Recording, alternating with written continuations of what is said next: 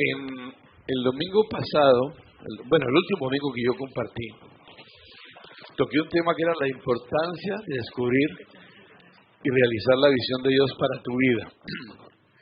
Hoy quiero compartir un tema que, digamos, no digo que es la continuación, pero está íntimamente relacionado, un compendio, un resumen de varias enseñanzas, como un collage, un cóctel, y el nombre de hoy sería la primera parte, la segunda parte sería el próximo domingo, se llama Nuestro Destino, el Reino y la Gloria de Dios. Se llama así, Nuestro Destino, el Reino de Dios y la Gloria de Dios, que tiene mucho que ver obviamente con lo que decía, descubrir y realizar la visión de Dios sobre nuestra vida, porque como dijimos, la visión particular, ¿puedes conseguirme agüita? La visión particular encaja dentro de una visión global, en ese caso la visión en la iglesia donde nos congregamos. Pero vamos a orar. Padre, quiero darte gracias por la bendición de estar aquí hoy, por la bendición de poder compartir tu palabra. Es un privilegio grande y solo quiero agradecerte. Pido que tu Espíritu Santo sea supliendo toda falencia, haciendo todo aquello que yo no pueda hacer por mi propia capacidad, que no es mucha, y descanso en tu fuerza, descanso en tu capacidad, descanso en la unción de tu Espíritu Santo para hacer aquello que tú no puedes hacer. Te doy gracias en el nombre de Jesús. Les pido un minuto de misericordia para poder tomar agüita. Bien, a manera de introducción debo decir lo siguiente. Una de las realidades más evidentes de las personas en este tiempo, incluyendo creyentes, es la carencia de sentido e identidad. Es decir, la carencia o el no saber quiénes son, sentido de identidad y sentido de propósito. ¿Para qué están aquí? ¿Para qué están en la tierra? ¿Para qué están en la iglesia? Etcétera. El apóstol Ricardo Peña tiene una frase que yo repito mucho porque es original de él, pero que para mí tiene mucho contenido, que dice: sin identidad no hay sentido de propósito. Y sin sentido de propósito no hay profundidad de compromiso. ¿Qué quiero decir? Sin saber quién eres, ese está por allí. Sin saber quién eres, sin identidad, sin saber quién eres, no hay sentido de propósito. No sabes para dónde vas, ¿verdad? No sabes qué es lo que vas a hacer. No sabes para qué estás. Y sin saber eso, sin sentido de saber qué vas a hacer, no te comprometes. Porque ¿para qué te comprometes? Es un poco lo que dice esta frase. Cuando yo conozco quién soy y para dónde voy, entonces lo que debe venir es compromiso para poder cumplir eso. Entonces, la identidad, esta parte tan importante que es el punto de partida, saber quién soy yo, desde el punto de vista de Dios, obviamente, solo se va a poder entender asociada por el origen, de dónde vengo, ¿verdad? Porque ahora hay gente que piensa que viene del mono, yo los dejo a ellos en su lugar. Yo prefiero tener como papá a Dios y no un simio, pero eso es cuestión de cada uno. Pero como hay tanta cosa ahora, entonces que cada cual crea lo que quiera.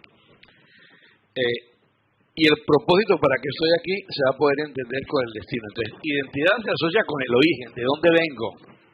Y propósito, para dónde voy, destino. Y la profundidad de mi compromiso, repito, va a venir como resultado de entender lo anterior. De entender quién soy, para dónde voy. Ahí es que me voy a comprometer. Pues, estaría no sería inteligente no comprometerme sabiendo eso. Ahora, vamos a mirar entonces la primera parte, la identidad asociada con el origen, porque dijimos que están asociadas. Muy bien.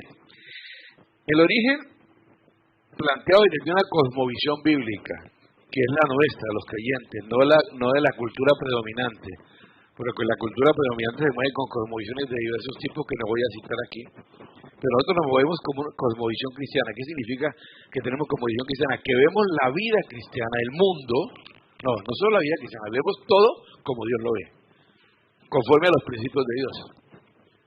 Ese punto de partida es clave. Entonces, vamos a mirar lo que dice Génesis 1:26. Aquí dijo claramente: y dijo Dios, hagamos al hombre a nuestra imagen, conforme a nuestra semejanza, y ejerza dominio sobre los peces del mar, sobre las aves del cielo, sobre los ganados, sobre toda la tierra y sobre todo reptil que se arrastra sobre la tierra. Entonces, encontramos aquí lo que pudiéramos llamar una primera creación del hombre, la creación física del hombre, ¿verdad?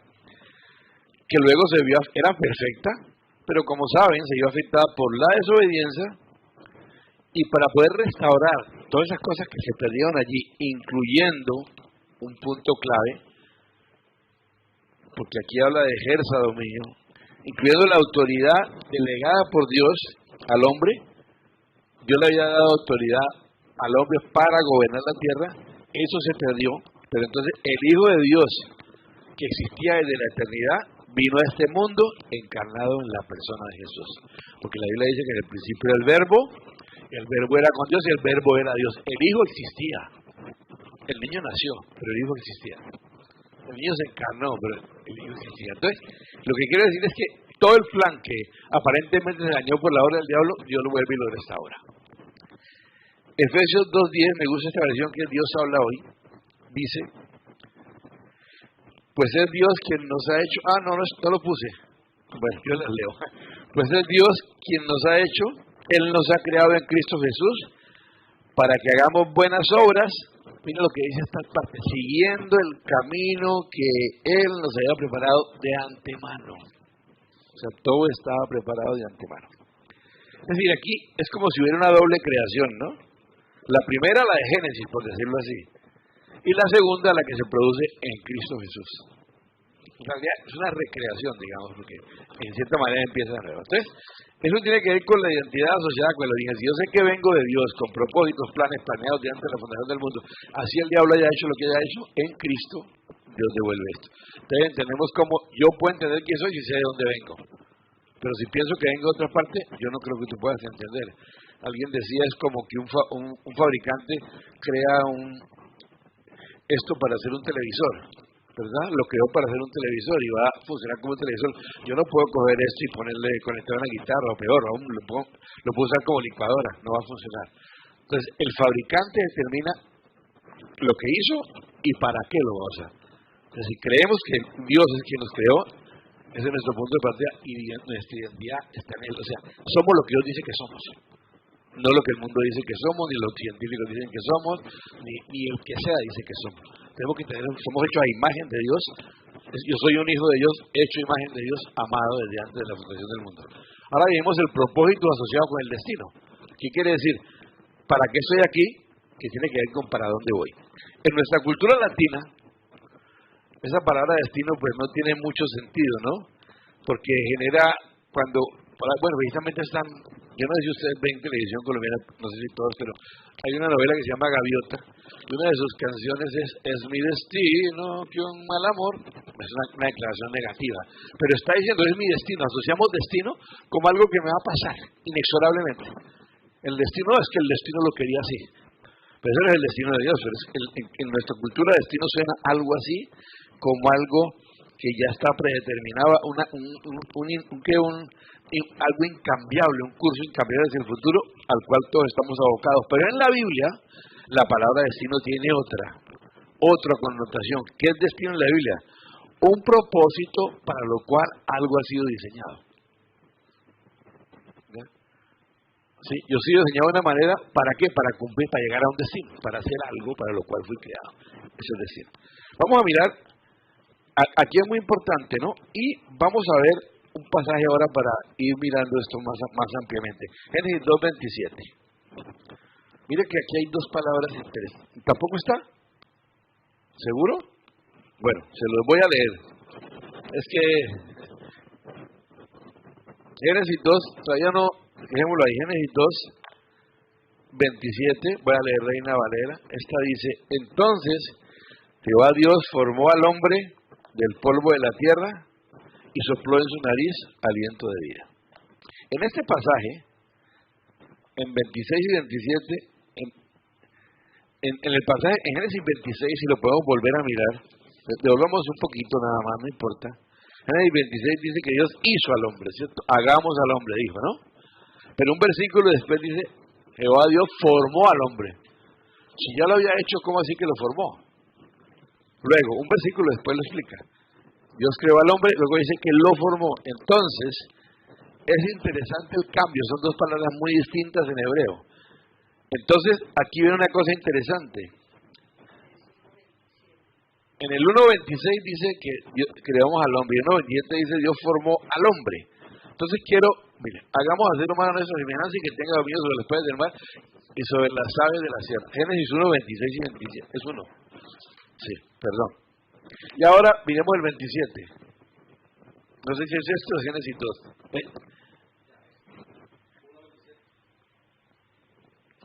Ok.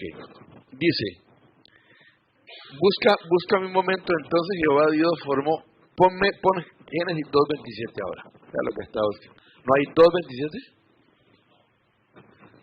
Reina Valera actualizada que dice, ¿tiene la RBA? Bueno, en esta versión que dice 27, que es el versículo 27, dice, entonces Jehová Dios formó al hombre del polvo de la tierra. Ese es el pasaje que estoy buscando. Entonces yo tengo acá, que es Génesis 2.27. No sé si no existe, este debe ser Génesis 1.27.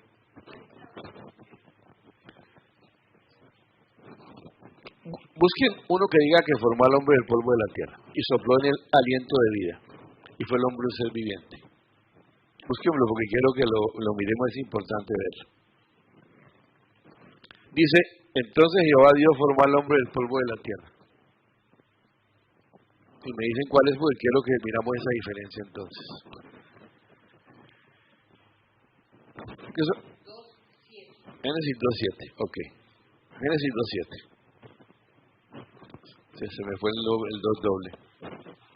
Génesis 2.7. Eso. Sí, si quieres, está perfecto. Formó pues Jehová Dios al hombre del polvo. En un texto dijo, lo hizo. En este texto dice, lo formó. Vamos al PowerPoint nuevamente. Lo quería que lo vieran porque son dos palabras, ¿no? Y en hebreo son dos palabras. En hebreo. ¿Sí? Volvamos al PowerPoint y miremos lo importante que quiero plantear allí. ¿Vamos? Dale. Sigue ahí. Dale. No hay un pasaje anterior.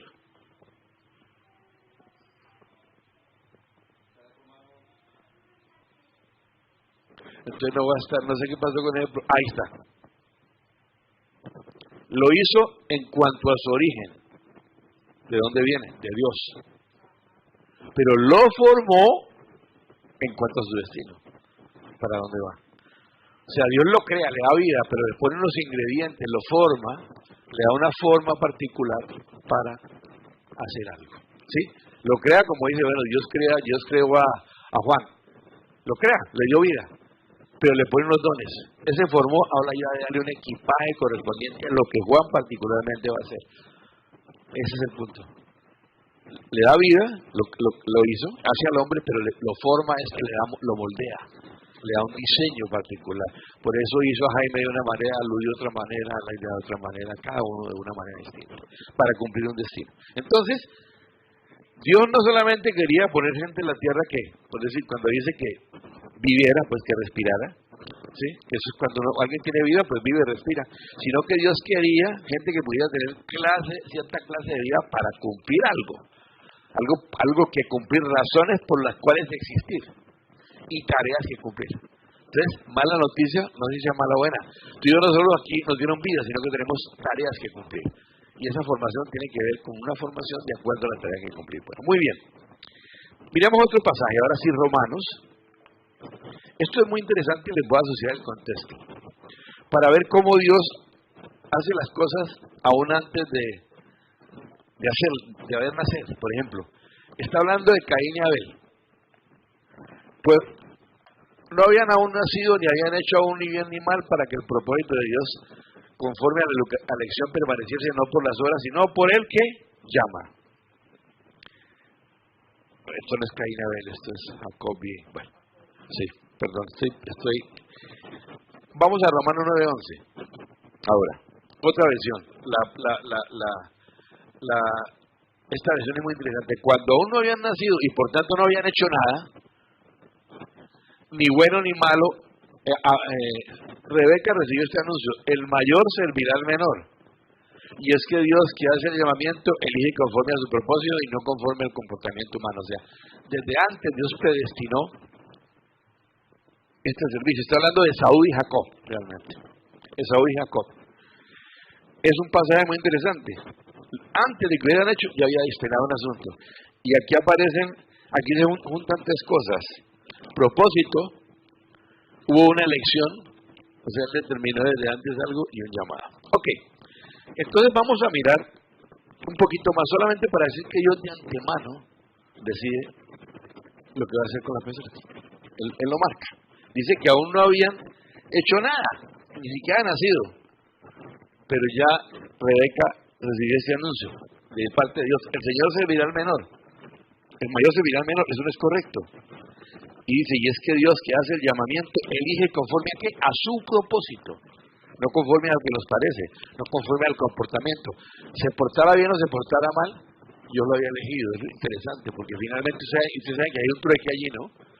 Usted sabe que finalmente se produce un trueque, un engaño muy fuerte. En todo caso, encontramos un tercer aspecto, el llamado de Dios. Entonces tenemos identidad asociada con el origen, hemos visto, propósito asociado con el destino, es decir, para donde voy, lo que yo, la razón por la que estoy está asociada con algo que debo hacer, y ahora viene lo que es el llamado de Dios. Pero si una persona quiere afirmar para qué está aquí, su sentido del propósito, necesita conocer ese destino. Y para entender el destino, lo que necesita entender bien es cuál es el llamado de Dios. El llamado de Dios. Cuando pensamos en el llamado, ¿qué es lo primero que se nos ocurre? ¿En qué pensamos? Cuando usted piensa en llamado, ¿qué piensa? Bueno, ¿ministerio? Ok. Cuando pensamos en llamado, pensamos en ministerio. ¿Sí? El ministerio, el llamado que Dios me dio, lo que vamos a decir. Sin embargo, y lo primero que nos viene a la cabeza es un pastor, ¿sí? De pronto un católico, un sacerdote o un predicador, pero no estamos hablando de un llamado en un sentido religioso o místico, sino como la función que debemos cumplir en esta tierra, en cualquier cosa, área de la vida donde seamos nuestros dones, talentos o habilidades. Allí el llamado cobra un valor distinto, repito. Estamos hablando con la función que cualquier persona debe cumplir en esta tierra, en cualquier área de la vida, donde usa ¿qué? Sus dones y talentos. Porque recuerden que Dios da unos dones y talentos para cumplir con un destino, que tiene que ver con el propósito. Entonces, el llamado de Dios revela su propósito para nosotros y nos encamina al encuentro de nuestro destino. Parece muy enredado, pero no es tan complicado. Lo que asocia la razón por la que estoy aquí, lo que me la afirma es mi destino, y en eso está el llamado. Dios me llamó a tal cosa para cumplir con mi destino. Entonces vamos a mirar un poquito acerca del destino. Yo encontré esto, no recuerdo, consulté a varios autores, pero no sé si es Tommy Evans, no estoy muy seguro, que dice lo siguiente, el destino. Yo tuve una frustración muy grande porque hace unos años cuando estuvimos en Europa, yo quise ver el Miguel Ángel, una talla que había en un museo en Florencia, y no pude. Fue algo que el gran escultor, el pintor y arquitecto Miguel Ángel dijo una vez, que en cada bloque de mármol veo una estatua o escultura. Quise ver el David de Miguel Ángel. Entonces, él decía que cuando él veía un bloque de mármol, el autor, este hombre Miguel Ángel, cuando veía un bloque, él veía la escultura casi tan claramente como si la pusieran delante de sus ojos, la veía terminada. O sea, le entregaban una piedra, pero él se imaginaba ya lo que iba a hacer con ella, la veía hecha. Entonces decía, solo tengo que cortar, labrar y retirar esas cosas que están aprisionando esa hermosa, eso que está allá adentro, eso que yo estoy viendo, para revelarla o hacerla visible a los ojos de los demás, tal como mis ojos la ven de antemano. Él decía eso. Yo estoy viendo esto, solo tengo que quitar los pedazos que sobran y pulir para que eso que yo veo emerja. Miguel Ángel pudo ver el tesoro escondido dentro. Él no vio lo que era el mármol. Él vio que el mármol sería algo distinto. Él vio que el mármol sería una obra maestra. En el libro de Efesios, leemos algo acerca de otro artista. Recuerden esta imagen de Miguel Ángel. Le entregan un bloque de mármol y él vio el David de una vez ahí listo esculpido. Hay otro autor, otro artista que es muy interesante. Que ese autor habla de Efesios 2:10. Porque somos hechura suya, creados en Cristo Jesús para buenas obras, las cuales Dios preparó de antemano para que anduviésemos en ellas. Hechura suya. Es interesante el término allí. La palabra griega que se traduce para hechura, como hechura es poema, que literalmente traduce poema. ¿Sí? En este versículo que se refiere a ti y a mí, él está diciendo que somos un poema, una obra hecha por Dios. Imagínate lo que piensa Dios de nosotros. Somos hechura. Eso no es cualquier obra. No es un producto en serie. No son como esos jugueticos que sacan iguales uno a los otros. No, es hecho a mano. Somos poema, una obra suya. Entonces, no eres alguien hecho así como al azar para llenar el vacío, el tiempo, o simplemente pasar por la vida con nacer, vivir y morir. No, hay un propósito. Entonces, lo que nos habla este término es que cuando Dios nos hizo, te hizo y me hizo, se puso a trabajar con toda intención, con toda delicadeza en la elaboración de tu personalidad, de tu apariencia, de tus pasiones, ¿sí? Habilidades, y teniendo incluso, sabiendo de tus imperfecciones. O sea, Él no ignora nuestras imperfecciones, ¿verdad? Él sembró sus sueños y hizo de todo eso una obra magnífica de arte con cada uno de nosotros. Eso somos tú y yo para Él. ¿No te parece que es una muy buena manera de entender identidad? Verme como el que me hizo me ve. Entonces, eso nos habla de lo siguiente: tú eres una obra de arte. Tú eres el sueño de Dios. Fuiste hecho con un propósito, y ese propósito incluye la administración responsable de esa autoridad de Dios que te ha entregado. Cuando tú le entregaste tu vida a Cristo, a veces pensamos, ¡ay, qué rico! Soy salvo, me entregué a Cristo, aleluya, qué bien, sabroso. No, ahorita al tiempo tiene una responsabilidad. Te entregaron una responsabilidad de ser aquello para lo cual fuiste traído, como dice Pablo. Prosigo al blanco, me extiendo, me esfuerzo para a ver si yo logro agarrar aquello para lo cual fui agarrado una vez por el Señor. Dicho de otra manera. O sea, Él no nos atrae solamente para pasarla rico. Nos atrae para que hagamos algo para Él. Obviamente, si nos alineamos con su propósito, vamos a estar bien. Pero es eso, hay un propósito, no es solamente pasarla bien. Esto incluye la expansión de su dominio, el propósito, el reino de Dios, su poder, su reino. Incluye más que simplemente mostrar tus talentos. Se trata de impactar con tus talentos al mundo para bien, gobernando en su nombre y autoridad en la esfera o ámbito donde Él te ha posicionado y mostrando su gloria. Porque tú crees que solamente vemos como muestras de la gloria de Dios cosas espirituales. No, cuando un artista hecho a la imagen de Dios esculpe, pinta o hace una canción, hay una parte de Dios saliendo allí. Lo que pasa es que también depende mucho de a quién estés pegado, pero los dones y llamados son irrevocables. O sea, el arte en sí mismo es parte de la creatividad de Dios, pues, en el hombre, y cualquier cosa que uno haga. Por dar un ejemplo, entonces, cuando Dios se dispuso a crear a Adán y Eva, dijo: hagamos al hombre conforme a nuestra semejanza, a nuestra imagen, y señoree. Lo puso para hacer algo, para señorear en la tierra, para ser mayordomo sobre su creación. Nos puso aquí y nos dio ese dominio para gobernar. Ahora, esa autoridad que nos dio tiene como dos, serían condiciones o premisas, puntos de partida. La primera premisa, o lo primero que tenemos que hacer claro, esa autoridad que nos dio es una extensión de su autoridad. ¿Sí? Es una extensión de su autoridad. Es decir, no es mi autoridad.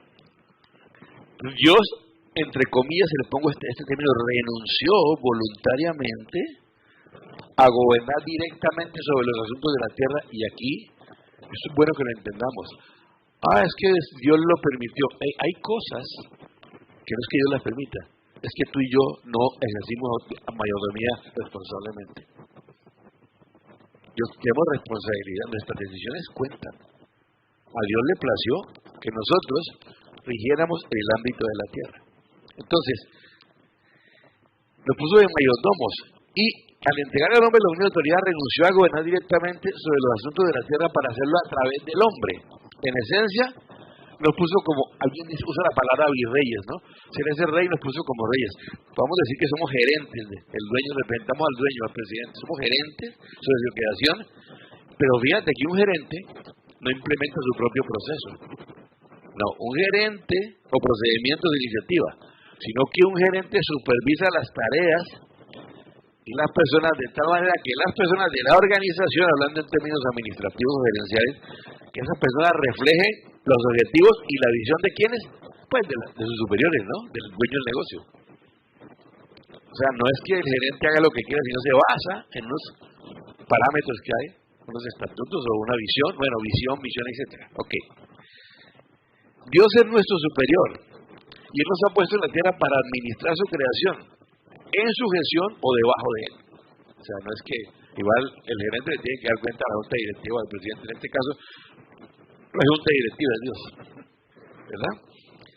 Él es nuestro superior y es así. Entonces, la segunda, primero, entender que la autoridad que tenemos es una autoridad extendida a Él. Lo segundo, la segunda condición es que si tú gobiernas de acuerdo con las intenciones de Dios, vas a recibir la provisión de Dios. Vuelvo y repito, si tú gobiernas o ejerces lo que yo estaba llamando a hacer, la mayordomía en todas las esferas, porque es interesante. Si tú gobiernas de acuerdo con las intenciones de Dios, recibirás la provisión de Dios. O sea, que la provisión de Dios para mí está condicionada o limitada porque tanto yo gobierno de acuerdo a la manera de Dios. Si no lo hago, no tengo ninguna garantía de que la provisión de Dios va a venir para mí. Entonces, en otras palabras, Él suplirá todo lo que tú necesitas cuando tus decisiones se basen en sus principios y propósitos. Sin embargo, lo opuesto, cuando no te bases en sus principios y propósitos, también es verdad, también se cumple. Todo se cumple. Tus decisiones producen consecuencias. Y todo camino lleva a un lugar. Dios te da la libertad para gobernar a su mundo y de acuerdo a tus propios objetivos sin tenerlo en cuenta. Tú puedes hacerlo.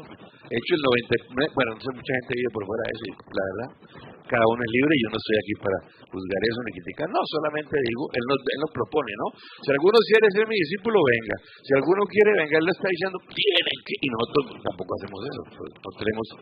No se trata de imponer, sino que cuando Dios te da la libertad para gobernar a su mundo de acuerdo a tus propios objetivos sin tenerlo en cuenta apartado de Él. Pero ten en cuenta que si lo haces, faltará su provisión y su respaldo, al igual que a cualquier gerente o administrador le faltaría la provisión y respaldo de parte de la empresa si puede hacer lo que él quiere. ¿O no?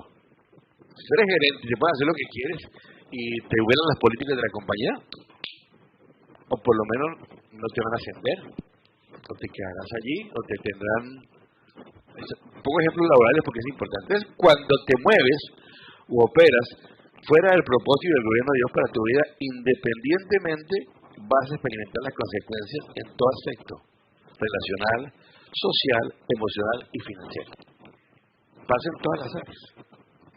Con esto no quiere decir que entonces, como estás viviendo conforme a la voluntad de Dios, casa, carro y beca, nunca vas a tener retos ni problemas. No, la Biblia dice, cuando pases por las aguas yo estaré contigo. Vamos a pasar por aguas, y si pasas por el fuego no te quemará ni la llama arderá en ti. O sea, no significa que el mundo va a ser un color de rosa, solo que Él va a estar al lado. Entonces, no quiero decir con esto para que quede claro que si estás viviendo de acuerdo a la voluntad de Dios, nunca vas a enfrentar retos ni aflicción, aun si hace lo que es correcto.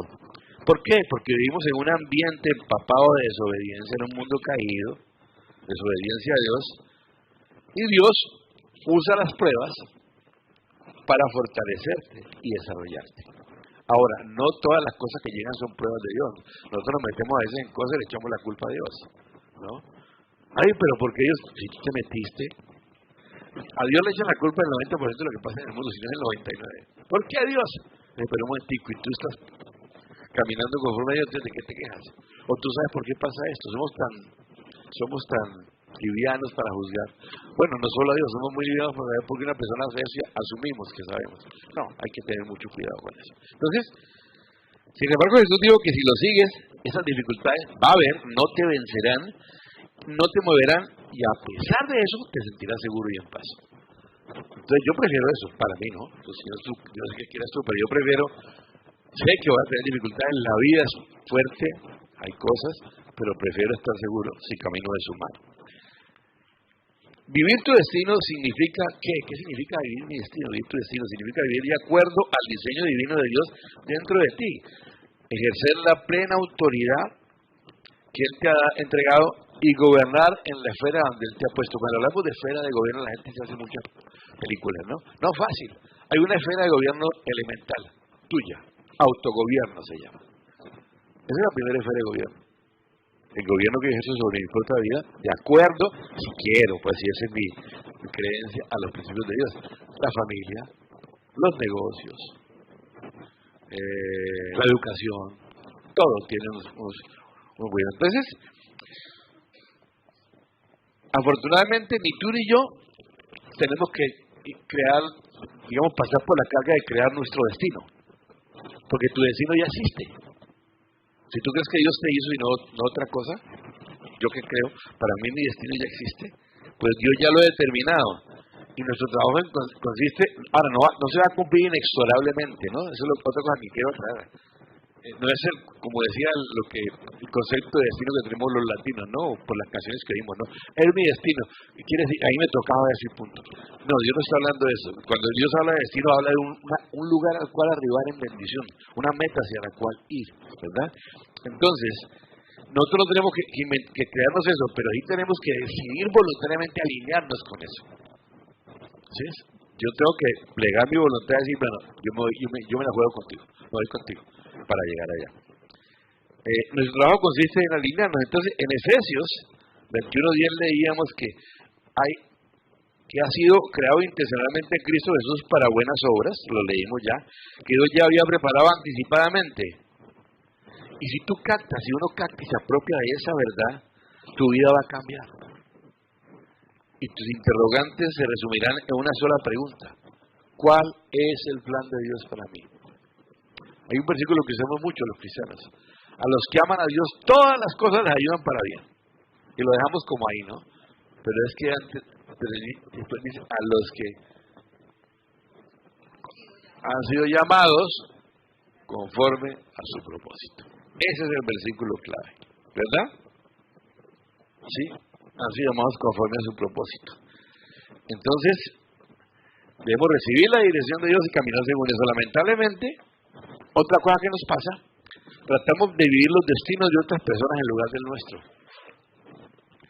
Y es la razón por la cual muchos cristianos incluso viven vidas vacías, llenas de insatisfacción. Pero Dios nos ha equipado para cumplir Dios no nos ha equipado más bien para cumplir el destino de otra persona. A mí no me equipó para cumplir el destino de Jaime, ni el de Juan, me equipó para cumplir el destino de Mario.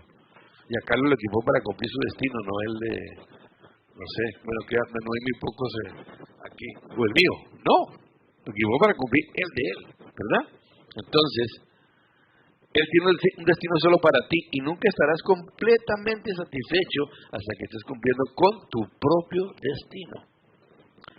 Ahora, su propósito, ¿cómo descubro yo qué es lo mío? Bueno, su propósito incluye cosas como tu pasión. ¿Qué te apasiona? Y no digo pasión en el mal sentido. ¿Qué te apasiona? ¿Por qué vibras? ¿No? ¿Qué te apasiona? Tu personalidad. Tienes una personalidad. No es un error tu personalidad.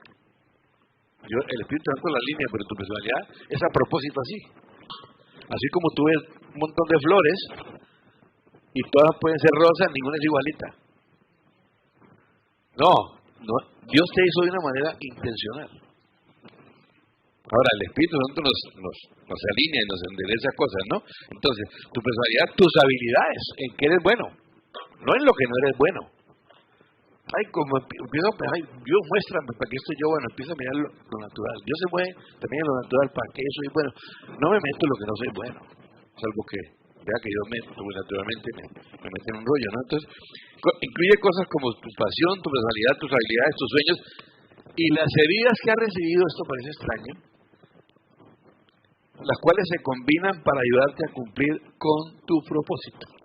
A veces las heridas, no es que Él las proponga, pero las heridas que nos pasan, nos ayudan a veces. Dios, ¿quién sabe Dios qué haga con las heridas de uno en el tiempo? ¿A cuántos podrá ministrar con mis heridas? Hay gente que sí o no debe predicar desde las heridas.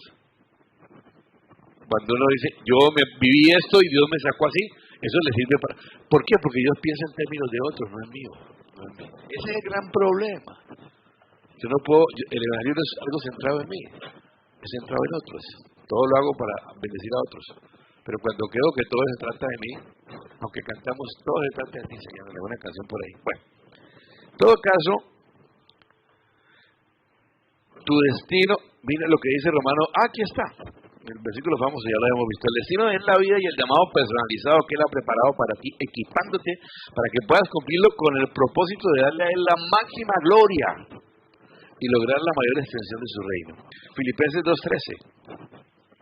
Esto es una buena noticia. Pues Dios es quien produce en ustedes tanto el querer como el hacer. Él nos da el querer, nos da la capacidad para hacer que se cumpla mi voluntad, no, su buena voluntad. Y ahí es donde nosotros nos damos contra el mundo. El apóstol Pablo dice que tu destino ya está dentro de ti, que Dios ya está trabajando en ti, dándote tanto el deseo como la voluntad de hacerlo. Y la dirección, lo que debes hacer para vivir tu destino, ya lo tienes, no tienes que salir a buscarlo. Cuanto más te acerques a Dios y escuches mejor su voz y dirección para tu vida, más cerca estarás de vivir tu destino que ya está en ti. Ya está puesto ahí. Hablemos un poquito del destino y el reino de Dios. Esto es un poco, me lo han oído, pero bueno. En fin, habla un poquito del destino y el reino de Dios. ¿Cómo se relacionan esas dos cosas, no? Esto es un repaso. Para eso primero respondemos estas dos preguntas. ¿Qué es el reino? ¿Qué implica? ¿Qué tiene un reino en lo natural? Bueno, en lo natural un reino tiene, esto no lo escribí. En un reino hay un rey primero que ejerce gobierno, es lo primero. Un gobierno, todo gobierno tiene un rey, todo reino tiene un rey, ¿verdad? En ese caso, en este reino, Dios es rey y tiene todo el gobierno y la autoridad. ¿Qué más pasa en un reino? Bueno, este rey tiene gobierno o injerencia sobre esas personas de una manera directa.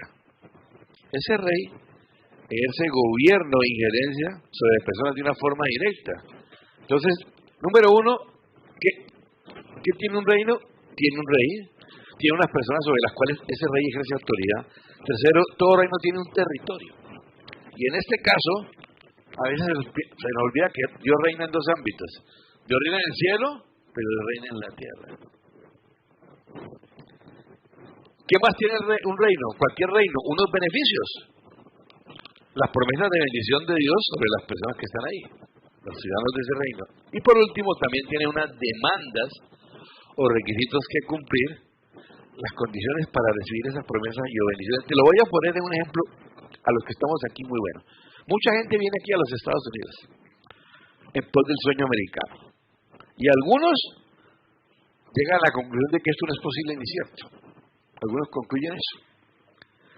Lo que pasa es que para poder vivir eso a plenitud de verdad, uno puede vivir y alcanzar algunas ventajas, pero en primer lugar, para vivirlo bien, lo ideal es ser ciudadano de esta nación. Esa es una meta que si se logra es distinto, ¿verdad? ¿Por qué? Porque esto da todos los derechos, privilegios y protección inherentes a esa condición, ¿verdad? Es muy distinto cuando yo cuando soy residente incluso, es menos. Cuando soy ciudadano ya la cosa cambia. Entonces, pero eso para las personas que venimos y pues, logramos residencia o ciudadanía, etcétera. Sin embargo, voy a poner otro caso. El hecho de haber nacido aquí o de nacionalizarme no garantiza el cumplimiento de ese sueño americano. Eso solamente me brinda la oportunidad de perseguirlo e ir en pos de él. Eso no viene, no cae del techo. No, hay que trabajar. Eso no es así que, ¿no? Entonces, Si yo decido no tratar de alcanzarlo, digamos que yo me nacionalicé y soy americano, si decido no tratar de alcanzarlo, si es que eso es pues, en lo que eso implique, no pierdo mi ciudadanía por eso. No, sigo siendo americano. Sin embargo, esto sí puede hacer que yo no disfrute a plenitud los beneficios de esa condición de ciudadanía. Yo mismo puedo decidir no hacerlo. Entonces, haciendo un paralelo, si somos parte de la familia de Dios al haber aceptado a Cristo como nuestro Señor y Salvador personal, hemos nacido de nuevo, somos ciudadanos del reino de Dios, lo cual sí nos da acceso a todos los privilegios del reino. Pero de igual manera es posible que no disfrutemos de esos beneficios. ¿Verdad? Si no perseguimos todo lo que podemos hacer en el reino, tampoco vamos a perder nuestra ciudadanía, seguimos siendo hijos de Dios. Pero sí podemos reducir significativamente el experimentar los beneficios del reino. No es lo mismo. No es lo mismo. O sea, no es lo mismo cuando yo estoy comprometido con el reino que cuando solamente soy ciudadano del reino. No está mal, yo no estoy criticando. Es uno el que se pierde el asunto. Entonces, la agenda del reino puede definirse como voy a leer lo textual que es muy interesante. La agenda del reino de Dios puede definirse como la manifestación visible de las normas o principios de Dios aplicados sobre todas y cada una de las áreas de la vida. Con mucha frecuencia leemos en las Escrituras que Jesús vino a predicar el Evangelio del reino de Dios. De hecho, el sermón más largo de Jesús, el Sermón del Monte, habla específicamente del reino de Dios. Ese es el mensaje de él. Allí Jesús explicó definitivamente cómo debemos ver y posicionar el reino de Dios en nuestras vidas. Y como estamos hablando de destino, es justamente ese reino sobre la base sobre la cual nuestro destino toma sentido. Mire lo que dice Mateo 6:31 al 33. Mateo 6:31 al 33. Así que no se preocupen diciendo qué comeremos o qué beberemos o con qué nos vestiremos, porque los paganos andan tras todas estas cosas y el Padre Celestial sabe que ustedes las necesitan. Más bien, busquen primeramente el reino de Dios y su justicia y todas estas cosas les serán ¿qué? Añadidas. Escuchaba un predicador que decía, te van a perseguir. Te van a perseguir. Pero entonces, quiero que nos enfoquemos en una palabrita que hay aquí. Una sola palabrita. Primero. ¿Sí? Primero. Dios y su reino, si esa palabra no es clara en tu vida, la experiencia con Dios y tus planes se van a ver diluidos o disminuidos. Dios y su reino demandan o exigen ser lo primero. Claro, si yo quiero eso, no voy a perder la ciudadanía. Pues lo digo, no estamos hablando aquí de salvación o condenación, estamos hablando de plenitud, en este caso. Si tú llevas una vida recta ok. Dios no demanda ser uno entre muchos, una de tus principales prioridades. No, Dios demanda que Él sea número uno. Buscarlo primero. Es una buena pregunta. Ahora, el problema de la gran mayoría de los cristianos y la razón por la cual muchos de nosotros no estamos experimentando y viviendo plenamente nuestro destino es que en realidad, si examinamos un poquito, Dios y su reino no son lo primero para nosotros. Y eso nos pasa a todos en alguna medida. Nos puede pasar a todos.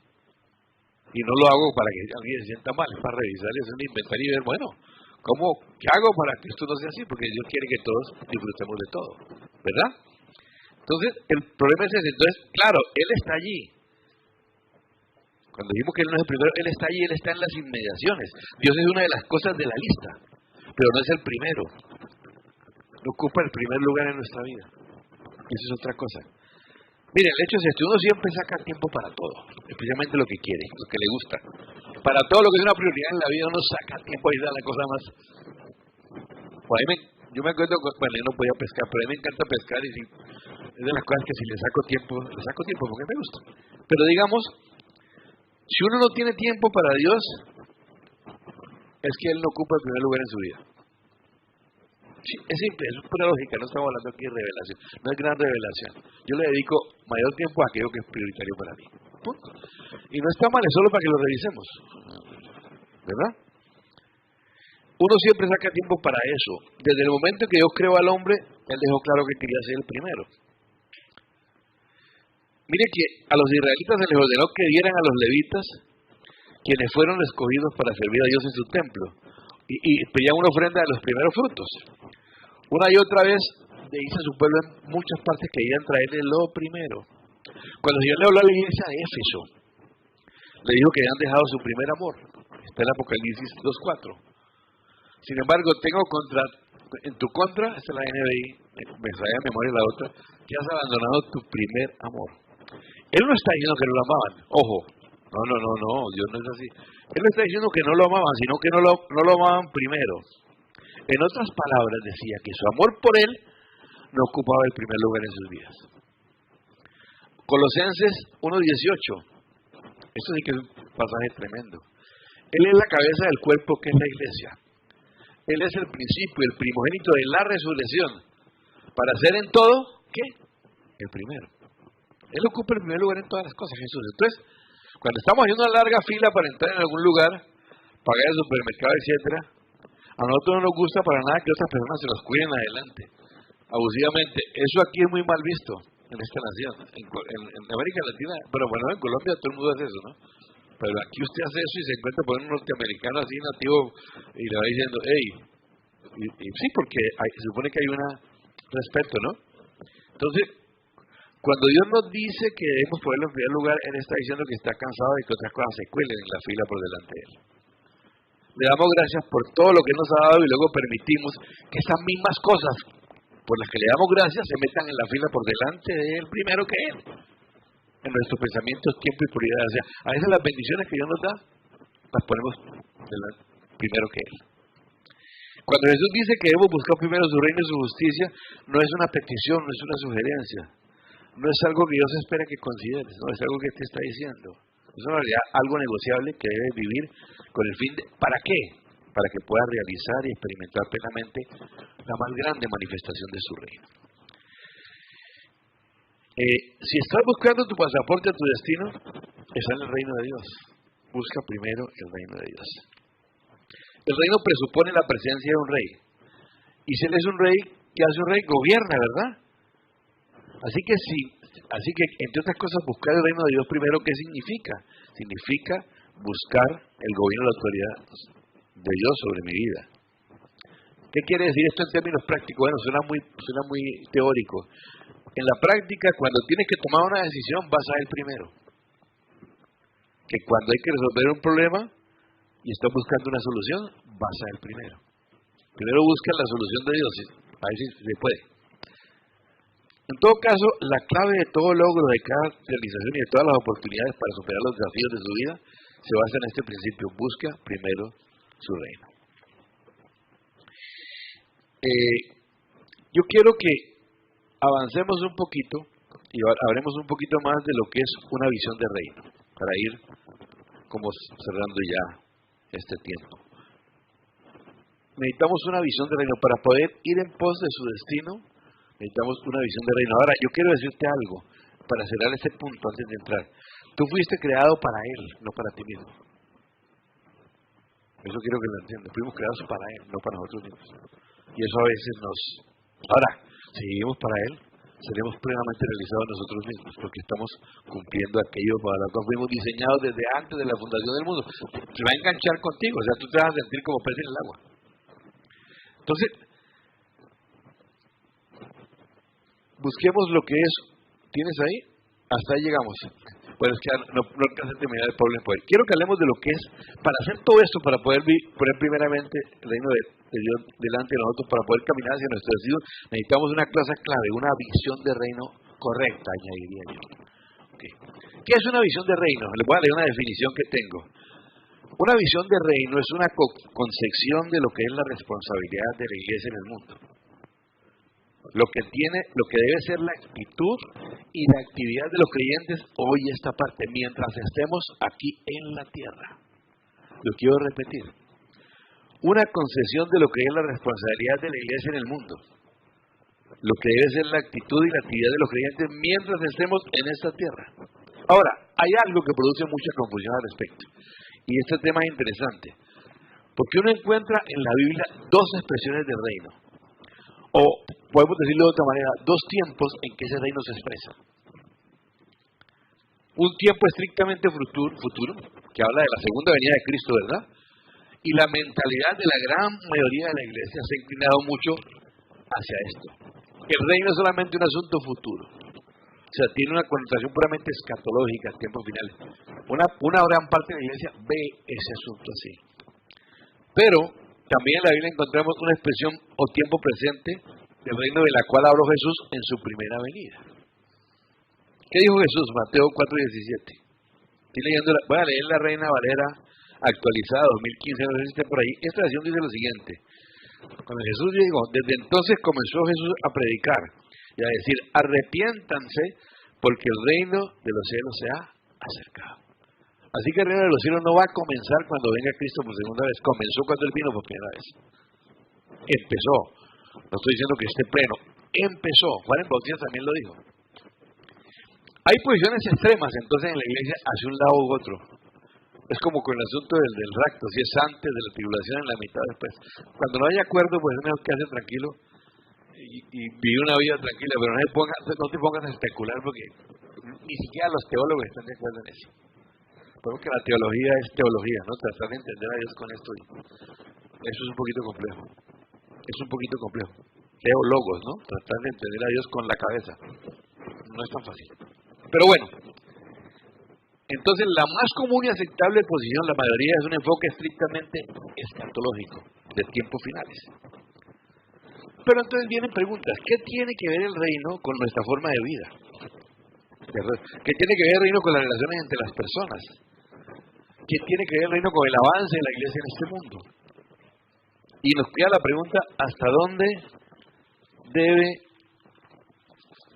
ir la iglesia? Vamos a hablar entonces un poquito de la iglesia y el reino. Y esto sí, y con esto sí yo creo que estamos cerrando, porque esto sí que es interesante.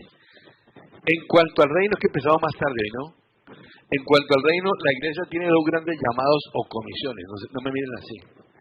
Tiene dos grandes llamados o comisiones: la comisión o llamado cultural y la gran comisión. Y lo voy a explicar. El mensaje cristiano, o el mensaje de Dios, no comienza con acepte a Cristo como Señor y Salvador. Comienza con: en el principio creó Dios los cielos y la tierra. Partamos de esa base. No comienza con la obra de Cristo, comienza con: en el principio creó Dios los cielos y la tierra. ¿Qué enseña la Biblia aquí? Claro que la Biblia, que Dios es la única fuente de todo el orden creado. Ahora, miremos cómo se relaciona la creación de Dios, y es lo que estoy llamando ahora, para ilustrar. En realidad es una dimensión de la gran comisión que ignoramos, para llamarlo de otra manera, pero lo quiero separar para que entendamos de qué se trata. ¿Cómo se relaciona la creación de Dios y eso que hemos llamado la comisión o mandato cultural? Miremos Génesis 1:28. Dice así, búscalo por allí. Ahí dice: y les bendijo Dios, Reina Valera, y los bendijo Dios y les dijo: fructificad, multiplicaos, llenad la tierra y sojuzgarla, y señoread en los peces del mar, en las aves de los cielos y en todas las bestias que se mueven sobre la tierra. Lo que este texto expresa se enmarca entre una gran idea que es gobierno. Gobierno de Dios. ¿Sí? Y la forma literal de definir reino o autoridad es gobierno. Perdón, la forma literal de definir reino es gobierno o autoridad. Un reino habla de gobierno o autoridad. Ahora, ¿qué expresiones clave encontramos aquí? Esa primera, llenas, es del hebreo maleo malá. Otra es sojuzgarla, del hebreo kabash, y la otra es señoría. Son tres términos hebreos que no me voy a enredar ahorita con ellos.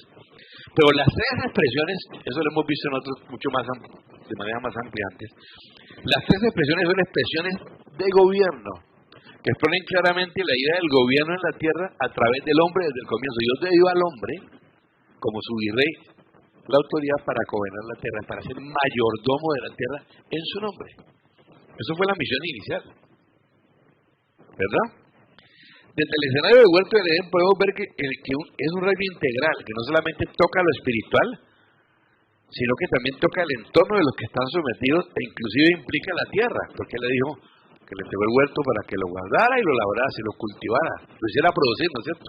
Usted cultiva un huerto para que produzca, no solamente lo encierra. En todo caso, Este pasaje es la clave del relato de la creación en Génesis, porque nos lleva de vuelta al propósito original que tuvo Dios al crear la raza humana. En este pasaje vemos cómo Dios encomienda al ser humano lo que podríamos llamar la primera descripción del trabajo, por decirlo así. Le dice fructificar y multiplicaos, llenar la tierra y sojuzgarla. O sea, fructifiquen, multipliquen, llenen la tierra ¿de qué? De personas, no solamente, no, de llevar a plenitud y sojuzgar, gobiernen. La primera parte, fructificar y multiplicaos, se refiere a desarrollar el mundo social, ¿sí? Pues procreen, tengan familias, ¿sí? Constituyan familias, constituyan ciudades, las familias constituyen ciudades, iglesias, gobiernos, leyes, escuelas. Es una ampliación de ese gobierno de Dios. La segunda frase, sojuzgar la tierra, habla de aprovechar el mundo natural. Planten semillas para que las plantas multipliquen, construyan cosas, diseñen cosas. Dios fue hecho a imagen de Dios. ¿Quién es el mayor creativo del mundo, del universo? Dios. Hagan cosas, diseñen con los dones creados, creen computadores, compongan música, hagan arte. Todo eso es parte de eso. Entonces, este pasaje a veces se denomina por algunos el mandato cultural o la comisión cultural porque recuerda el propósito original de Dios, que era crear culturas, civilizaciones, nada menos, que se empieza por familia, personas, familias, porque las ciudades se componen de familias, ¿o no? ¿O cómo más se arman las ciudades? De personas, familias. Ok. Esto es muy bueno porque a mí, yo les cuento una historia, se los digo, Eduardo que está aquí me entiende. Yo en un tiempo, cuando me convierto, yo era publicista, productor y me llaman a pastor de tiempo completo, ¿no? Entonces yo pues como a uno le meten cosas en la cabeza, no, que si usted está eso, usted no puede estar en nada, ¿no? Entonces yo duré muchos años sin tocar una cámara y a mí me encantaba, pero Dios me trampió. Porque un amigo me dice, Mario, es que yo he oído que... primero tuve un estudio para hacer programas de radio y todo, pero yo hacía jingles, pero ahí estaba haciendo programas de radio cristianos. Pero entonces, Mario, es que yo tengo una empresa, ha dicho que tú haces videos, tú no harías un video. Pero al fin terminé haciendo eso, y eso que hizo me devolvió el gusto por eso. Y me devolvió el gusto por algo que Dios se había puesto en mí. Y que por la manera en que uno es enseñado tradicionalmente, todo eso es del diablo. ¿No? Todo... Y se lo dejamos al diablo, se lo entregamos. Y la evidencia está en lo que vemos. Entregamos los medios de comunicación, entregamos la educación, porque eso es pecado. Nos salimos de ahí, ¿y qué estamos viendo? Entonces, claro, eso significa que la vocación o el trabajo profesional no es una actividad de segunda clase, ¿verdad? Algo que solo se hace para poner comida en la mesa. Miren, si somos, hablando, ya yendo un poquito más allá, hay ministros de mercado. Marketplace es un término que se usa en Estados Unidos para definir el ámbito secular. Hay ministros de mercado. Pablo era un hombre que fabricaba tiendas. Muchos de los hombres que Dios escogió eran gente que trabajaba en negocios y eran ministros ahí. Porque para que nosotros hemos reducido el ministerio aquí. Y aquí no hay cama para tanta gente, como dicen popularmente. O en otras palabras, necesitamos que el ministerio se ejerza allá, gente metida allá, mostrando a Dios y haciendo la diferencia. Aquí los equipamos, pero el ministerio está allá. Entonces, los dones que Dios te dio, no solamente los dones espirituales, los dones, las habilidades, los talentos, Dios los quiere usar para su gloria. La manera en que servimos a Dios creador, que nos creó siendo creativos con los dones y talentos que Él te ha dado. Nosotros podríamos afirmar que hemos sido llamados a continuar la obra creativa de Dios. Por supuesto, no creamos nada de la nada, como lo hizo Dios, pero Dios nos hizo creativos. Entonces, ¿en qué consiste nuestra tarea? Nuestra tarea consiste en desarrollar la fuerza y potencialidades que Dios incorporó al principio de la creación. Nos dio tierra, un huerto, cosas para producir, ¿sí? Y generando cosas que sean de beneficio para la humanidad, pero también cosas que muestren su gloria. Ustedes saben lo que pasa, ¿no? El hombre cae y le entrega ese gobierno de la tierra con sus reinos a Satanás. Y tengo un pasaje que lo explica claro, Mateo 4, 8 y 9, la tentación en el desierto. Eso vamos a mirarlo. En Mateo 4, 8 y 9 Esa tentación de Satanás a Jesús en el desierto dice, otra vez le llevó el diablo a un monte muy alto. Estoy leyendo Mateo 4, 8 y 9, Reina Valera 60. Y le mostró todos los reinos del mundo y la gloria de ellos. Y le dijo, todo esto te daré si postrado me adorares. Naciones a cambio de adoración. Pero hay un pasaje que aclara una cosa, Lucas 4:6, NBI. Mira lo que dice 4:6. Hace alusión a lo mismo, pero mira lo que dice este texto. Y dijo al diablo, y le dijo el diablo a Jesús, no, devuélvete. Bueno, el 6. Sobre estos reinos y todo su esplendor le dijo, te daré la autoridad porque a mí me ha sido entregada. Y puedo hacer a quien yo quiera. ¿A quién se le entregó? Adán le entregó. Adán y Eva habían sido, el hombre fue delegado por Dios para gobernar, incluyendo naciones. Y el diablo la tomó. Entonces, ¿qué pasa? Ha pasado muchísimo tiempo y toda esa expresión de gobierno se diluye. Cuando la caída se ha diluido casi por completo, viene Jesús, se encarna, muere en la cruz, recupera ese gobierno y de repente aparece esta declaración profética que hay aquí, es tremendo, que es cuando todo vuelve a tomar su orden, todo vuelve a como era. Mateo 28 y 18. Es como comienza la gran comisión, ¿no? Jesús entonces a ellos les dijo, se me ha dado toda autoridad en el cielo y en la tierra, dejémoslo ahí. Y sigue con un por tanto, dejemos ahí. Esa autoridad que el hombre perdió, yo la recuperé en la cruz, mi padre me la entregó. Hay un salmo donde dice, mi hijo eres tú, pídeme y te daré por herencia a las naciones, y el padre le devuelve la autoridad al hijo. ¿Y el hijo qué hace? Porque me ha sido devuelta la autoridad, me la gané en la cruz, mi padre me la ha devuelto, se la doy a ustedes. Dice, ahora versículo 19, por tanto vayan y hagan ¿qué? Discípulos de ¿qué? De todas las naciones, bautizándonos en el nombre del Padre y del Hijo y del Espíritu Santo. Entonces, esa autoridad que estaba clara desde Génesis, como vimos que Él le entregó para ejercer el gobierno, les de vuelta. ¿Sí? Pero nosotros normalmente tomamos el mandato de la gran comisión, el mandato de hacer discípulos solamente como espiritual, pensando que solo necesitamos enseñar sobre ser convertidos y vivir espiritualmente, relacionándolo solamente con individuos, pero poco pensamos con naciones o civilizaciones o familias. Leemos, vayan a todo el mundo, evangelicen individuos y enséñenlos a obedecer las lecciones espirituales de la Biblia. Claro que hay que hacer eso, por supuesto. Pero es la voluntad de Dios que todas sean salvos y vivan vidas plenas. ¿Pero para qué? Nos saltamos el mandato bíblico real, que podemos llamarlo cultural, de ir al mundo y enseñar a las naciones, nosotros, cómo observar la moral, la ética, el carácter, los principios de la palabra de Dios. Entonces tenemos una misión que cumplir. No alcanzo a hacerlo hoy, el próximo domingo tengo un diagrama complementario, pero para explicar qué papel cumple la iglesia. Está el gobierno de Dios sobre la iglesia. ¿Qué papel cumple la iglesia en otras esferas que nosotros no vemos y que ha dejado de cumplir? Y a causa de eso, pues vemos lo que vemos. Para finalizar entonces, son muy pocos los creyentes que ven la importancia de llevar las enseñanzas de Jesús, los principios del reino, a cada parte de su sociedad. Porque Jesús dijo, que venga tu reino, hágase tu voluntad, ¿dónde?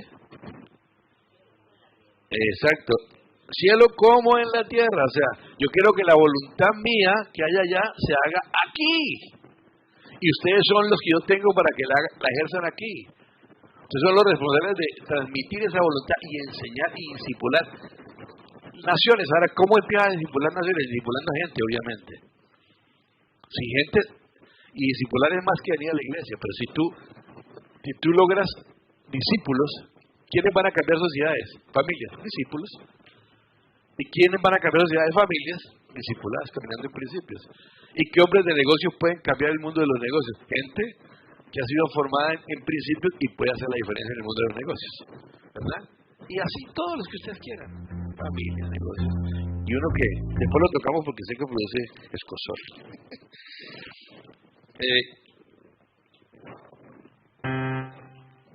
Yo quiero dejar por allí. Yo quiero dejar por allí hoy. Dale, Jaime, solamente. Yo creo que vemos. Yo no sé si ustedes están de acuerdo conmigo, pero uno ve sociedades tremendamente desgarradas y también un daño tremendo a la tierra. O sea, muchas cosas están pasando que uno dice, ¿qué pasa, no? Uno ve como un poquito las cosas de cabeza, ¿no? ¿Qué es lo que pasa? Es que cuando el pueblo de Dios desconecta la gran comisión de lo que llamé la comisión cultural, es decir, no se limita solamente a ir a venir a la iglesia, sino a llevar eso de la iglesia a la sociedad. Cuando eso pasa, ¿se centra en qué? Se reduce el asunto a evangelizar, a discipularme personalmente para mí y fundar iglesias. Eso se limita clásicamente. Todo eso es esencial, pero no es suficiente para cumplir una de las dos comisiones. Entonces, con la obra de Jesús no se sustituye la orden que Dios nos dio de ser mayordomos de la tierra. Se vuelve la autoridad. O sea, la manera es traer a las personas de vuelta al Padre. Pero la orden inicial sigue vigente. Yo creo que ustedes sean mayordomos de lo que ocurre en la tierra. Esa es la comisión cultural, que tiene que ver con construir cultura, con contribuir a sociedades más justas, con contribuir a negocios hechos con justicia, con contribuir a prosperidad desde el punto de vista de Dios, con cuidar la tierra. No como algunos quieren que la cuidemos, pero con cuidar la tierra, con ser mayordomos de la creación de todos. Entonces la gran comisión nos llama a anunciar el señorío de Cristo, resucitado y soberano sobre toda la creación, y también a enseñar a todas las naciones a obedecer lo que Cristo nos mandó. Vamos a orar entonces. Padre, gracias por tu palabra en esta mañana. Yo reconozco mi capacidad para transmitir de la manera que tal vez deba hacer, pero confío en tu Espíritu Santo, que hará todo aquello que yo no puedo hacer. Porque tu Espíritu Santo es quien trae convicción, abre nuestros ojos, oídos espirituales, nos vida. Solamente el centro de lo que he dicho hoy es sencillamente que necesitamos saber quiénes somos, tener nuestra identidad clara. Que sin tener esa identidad no tenemos sentido de propósito. Sin esa identidad basada en ti no sabemos para dónde vamos. Y sin ese no saber para dónde vamos, no vamos a poder comprometernos con nada. Gracias a Dios por la obra maravillosa de Cristo. Gracias, es grande porque ha permitido que volvamos a la casa del Padre. Es grande porque nos ha devuelto el lugar, nos ha llamado de las tinieblas a la luz. Es grande porque nos libró de la guerra de la muerte espiritual y nos llevó al reino de tu Hijo. Pero tiene una segunda parte. Todo esto fue hecho para rescatar el propósito original tuyo con el hombre, creado a tu imagen, para ser un corregente de la creación, de lo que ocurre aquí en la tierra. Y para, conforme a los dones y talentos que han puesto en tus hijos, hacer de esta tierra una mejor tierra en todos los aspectos. El aspecto espiritual, social, familiar, económico, de gobierno, etcétera, etcétera. Entendamos la dimensión de lo que ha implicado la salvación para nosotros. Entendamos la dimensión de la redención, no como un fin, sino como un medio al cual tú restauras todo lo que tú planeaste desde antes de la fundación del mundo para que tus hijos cumplamos. Y te demos gloria en todo lo que hagamos. Te doy gracias, Señor, en el nombre de Jesús. Amén. Amén. Gracias, Señor. Gracias, Señor. Bendito sea tu nombre, Padre.